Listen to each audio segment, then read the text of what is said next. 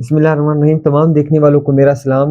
आज हम बात शुरू करते हैं। नवाज शरीफ साहब ने ख्वाहिश ज़ाहिर की है, बड़ी मासूम ख्वाहिश है उनकी ख्वाहिश ये है कि जो भी असम्बली इलेक्ट हो वो अपनी मुद्दत पूरी करे और तमाम मेंबरान अपनी मुद्दत पूरी करें। अगर हम उनको याद दिलाएं कि आपकी इस ख्वाहिश के कातिल आप ही हैं, आल्दो कि आपकी जो भी ख्वाहिश होती है उसको फुलफिल करने के लिए हमारे तमाम इदारे सर तोड़ कोशिश करते हैं। आपकी ख्वाहिश थी कि इमरान खान साहब की चलती हुकूमत गिरा दी जाए, गिरा दी गई। आपकी ख्वाहिश थी कि इमरान खान साहब पर केसेस बनाए जाए, बनाए गए। आपकी ख्वाहिश थी कि इमरान खान साहब को बंद कर दिया जाए, बंद कर दिया गया। आपकी ख्वाहिश थी कि पाकिस्तान तहरीक इंसाफ से उनका इंतखाबी निशान छीन लिया जाए, वो भी छीन लिया गया। लेकिन आपकी जो ख्वाहिश है, अगर इसको हम माजी में देखें तो आपने अपनी इस ख्वाहिश को बहुत दफा खुद ही रौंदा है। आपकी हुकूमत ने अपोजिशन में जब भी बैठे तो जो भी हुकूमत चल रही होती थी आप उसको चलता करते थे और बहुत दफा आपने इस प्रोसेस को डिरेल किया है। आपकी ये ख्वाहिश अल्लाह करे कि पूरी हो, लेकिन उसके लिए जो मेंबर्स हैं नेशनल असम्बली के, कौमी असम्बलीज के, वो एक्चुअली इलेक्टेड होने चाहिए, आवाम की मैंडेट पर होने चाहिए। अभी भी आपने डाका डाला, आपके पार्टी के बहुत सारे रहनुमाओं ने डाका डाला। तो आपकी ख्वाहिश तो अच्छी है, लेकिन अगर इसको दूसरे पर्सपेक्टिव में देखें, ये ख्वाहिश तब अच्छी है कि आवाम के मैंडेट की जो असम्बली है वो अपनी मुद्दत पूरी करे तो इस मुल्क के लिए बेहतर है।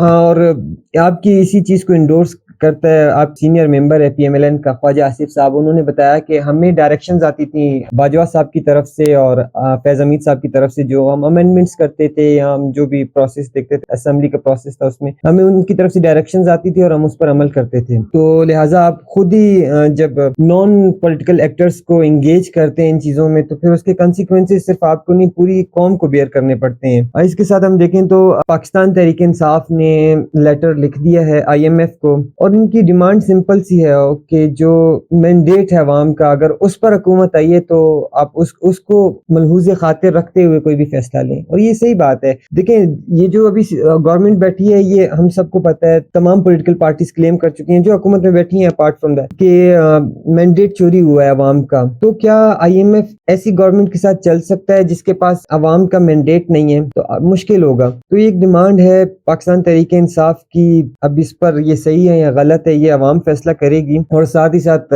लाखों पाकिस्तानियों ने IMF को ईमेल्स भी किए, लेटर भी लिखे हैं, अपने कंसर्न से आगाह किया है। लेट्स सी क्या होता है। हम तो विश करते हैं कि जो भी हो पाकिस्तान के हक में बेहतर हो। और केयर टेकर गवर्नमेंट जाते जाते एक नया कारनामा कर गई है, इन्होंने आटा एक्सपोर्ट करने की इजाजत दे दी है। अब देखें, लास्ट ईयर, पिछले कुछ सालों से बल्कि हम देखें तो पाकिस्तान जो है वो आटे की किल्लत फेस कर रहा है। अब इस टाइम पर अगर आप अलाउ करते हैं तो आने वाले वक्त में फिर इस कौम को फिर से वो कतारों में खड़ा होना पड़ेगा, फिर से दोबारा से कैजुअलिटीज हुई जिस तरह लास्ट टाइम हमने देखा बहुत सारे लोग, और लंबी लंबी कतारें, और फिर आपने आवाम को बेवकूफ बनाया। बजाय इसके कि आप आटे पे सब्सिडी देते, आप मुफ्त आटा स्कीम की तरफ चले गए, आपने अरबों रुपए वहां पर जाया किए। एक आम बंदे से भी आप पूछें तो वो यही कहेगा कि इस मुल्क में जो पावर्टी है वो बहुत ज्यादा है। जहाँ पावर्टी बहुत ज्यादा हो वहाँ सब्सिडी दी जाती है, वहां पर चीजें मुफ्त नहीं दी जाती। अब देखें, जो ये स्कीम थी मुफ्त आटा स्कीम, वहां पर आप मैक्सिमम आवाम को एंटरटेन नहीं कर रहे थे। आपने सिलेक्ट किया कि जी यहाँ पर हम इतनी गाड़ियां लेकर जाएंगे आटे की और वहां पर इतने लोगों में हम आटा बांटेंगे। तो पाकिस्तान की मैक्सिमम आवाम डिजर्व करी थी सस्ता आटा। बेहतर ये होता कि आप उस पर सब्सिडी देते। अगेन एक रॉन्ग पॉलिसी है, रॉन्ग एक्शन है जो केयर टेकर गवर्नमेंट है इसकी तरफ से कि जी आटा एक्सपोर्ट करने की इजाजत दे दी है इन्होंने। तो